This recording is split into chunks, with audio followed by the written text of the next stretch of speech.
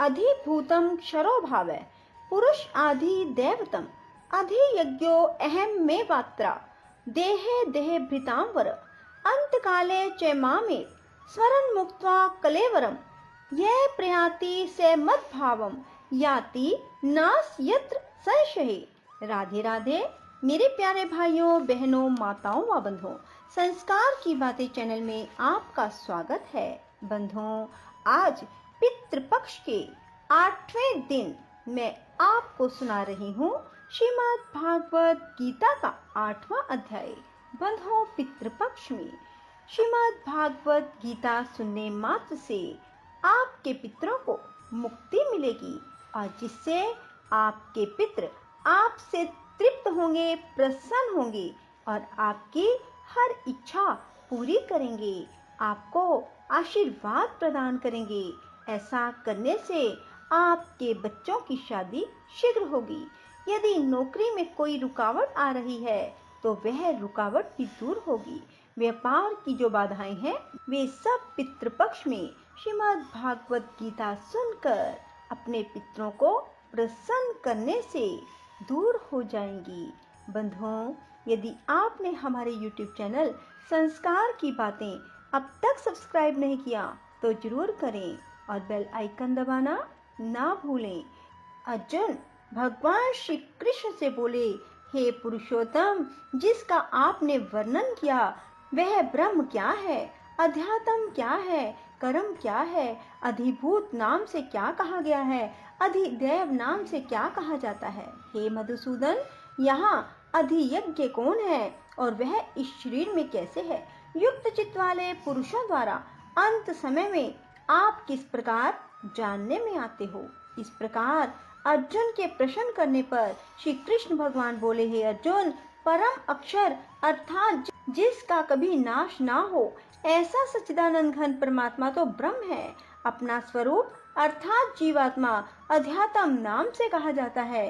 भूतों के भाव को उत्पन्न करने वाला शास्त्र विहित यज्ञ, दान और होम आदि के निमित्त जो द्रव्य आदिकों का त्याग है वह कर्म नाम से कहा गया है। उत्पत्ति विनाश धर्म वाले सब पदार्थ अधिभूत हैं और हिन्ने में पुरुष अधिदैव है। हे देहधारियों में श्रेष्ठ अर्जुन, इस शरीर में मैं वासुदेव ही विष्णु रूप से अधियज्ञ हूँ और जो पुरुष अंत काल में मेरे को ही स्मरण करता हुआ शरीर को त्याग कर जाता है वह मेरे साक्षात स्वरूप को प्राप्त होता है। इसमें कुछ भी संशय नहीं है।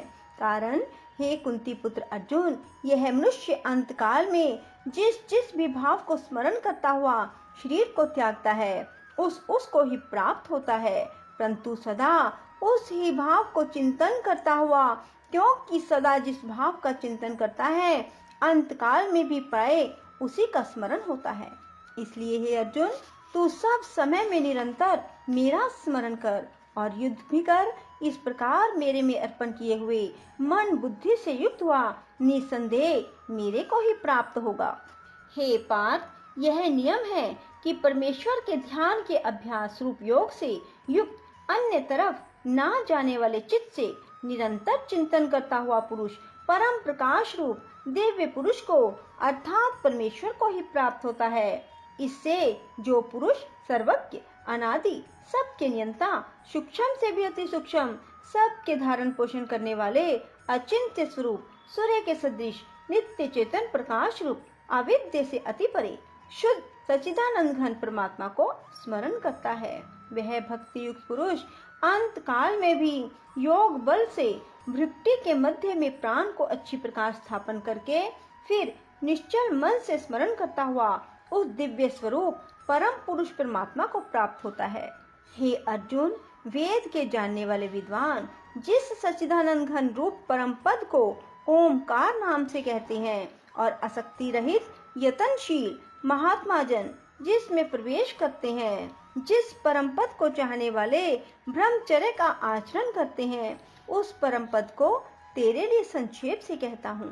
हे अर्जुन, सब इंद्रियों के द्वारों को रोककर, इंद्रियों को विषयों से हटाकर, मन को हृदय में स्थिर करके, अपने प्राण को मस्तक में स्थापन करके योग धारणा में स्थित हुआ जो पुरुष ओम ऐसे इस एक अक्षर रूप ब्रह्म का उच्चारण करता हुआ उसके अर्थ स्वरूप मेरे को चिंतन करता हुआ शरीर को त्याग कर जाता है, वह पुरुष परम गति को प्राप्त होता है। हे अर्जुन, जो पुरुष मेरे में अनन्य चित्त से स्थित हुआ, सदा ही निरंतर मेरे को स्मरण करता हुआ, उस निरंतर मेरे में युक्त हुए योगी के लिए मैं सुलभ हूँ, अर्थात सहज ही प्राप्त हो जाता हूँ।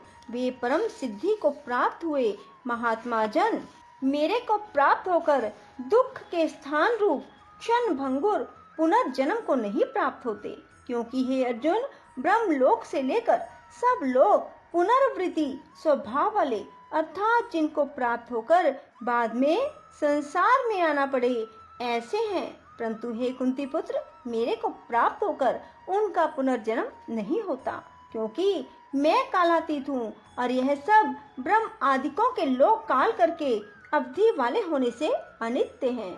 हे अर्जुन, ब्रह्मा का जो एक दिन है उसको 1000 चौकड़ी युग तक अवधि वाला, रात्रि को भी 1000 चौकड़ी युग तक अवधि वाली जो पुरुष तत्व से जानते हैं, अर्थात काल करके अवधि वाला होने से ब्रह्मलोक को भी अनित्य जानते हैं, वे योगी जन काल के तत्व को जानने वाले हैं। इसलिए वे यह भी जानते हैं कि संपूर्ण दृश्य मात्र भूतगण ब्रह्मा के दिन के प्रवेश काल में अव्यक्त से, अर्थात ब्रह्मा के सूक्ष्म शरीर से उत्पन्न होते हैं। ब्रह्मा की रात्रि के प्रवेश काल में उस अव्यक्त नामक ब्रह्मा के सूक्ष्म शरीर में ही लय होते हैं। वह ही यह भूत समुदाय उत्पन्न होकर प्रकृति के वश में हुआ रात्रि के प्रवेश काल में लय होता है, दिन के प्रवेश काल में फिर उत्पन्न होता है। हे अर्जुन, इस प्रकार ब्रह्मा के 100 वर्ष पूर्ण होने से अपने लोक सहित ब्रह्मा भी शांत हो जाता है, परंतु उस अव्यक्त से भी अति परे दूसरा अर्थात विलक्षण जो सनातन अव्यक्त भाव है, वह सच्चिदानंद घन पूर्ण ब्रह्म परमात्मा सब भूतों के नष्ट होने पर भी नष्ट नहीं होता है। जो वह अव्यक्त अक्षर ऐसा कहा गया है, वह ही अक्षर नामक अव्यक्त भाव को परम गति कहते हैं। जिस सनातन अव्यक्त भाव को प्राप्त होकर मनुष्य पीछे नहीं आते, वह मेरा परम धाम है। और हे पार्थ, जिस परमात्मा के अंतर्गत सर्वभूत हैं और जिस सच्चिदानंद घन परमात्मा से यह सब जगत परिपूर्ण है, वह सनातन अव्यक्त परम पुरुष अनन्य भक्ति से प्राप्त होने योग्य है। हे अर्जुन, जिस काल में शरीर त्याग कर गए हुए योगी जन पीछे न आने वाली गति को और पीछे आने वाली गति को भी प्राप्त होते हैं, उस काल को अर्थात मार्ग को कहूँगा।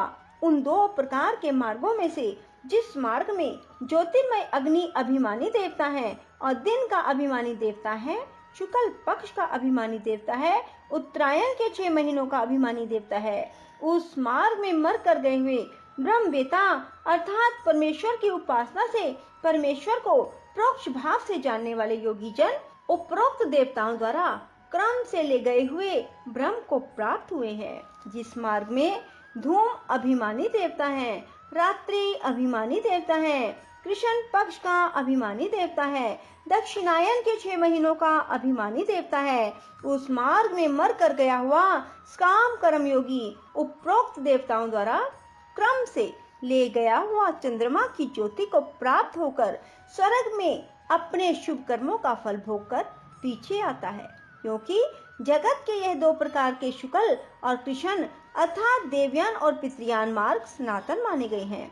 इनमें एक के द्वारा गया हुआ पीछा न आने वाली परम गति को प्राप्त हो जाता है, दूसरे द्वारा गया हुआ पीछा आता है अर्थात जन्म मृत्यु को प्राप्त होता है।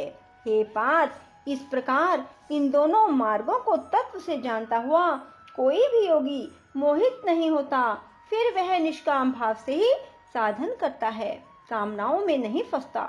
इस कारण हे अर्जुन, तू सब काल में समत्व बुद्धि रूप योग से युक्त हो, निरंतर मेरी प्राप्ति के लिए साधन करने वाला हो। क्योंकि योगी पुरुष इस रहस्य को तत्व से जानकर वेदों के पढ़ने में, यज्ञ तप दान आदिकों के करने में जो पुण्य फल कहा है, उन सबको निसंदेह उल्लंघन कर जाता है और सनातन परम पद को प्राप्त होता है।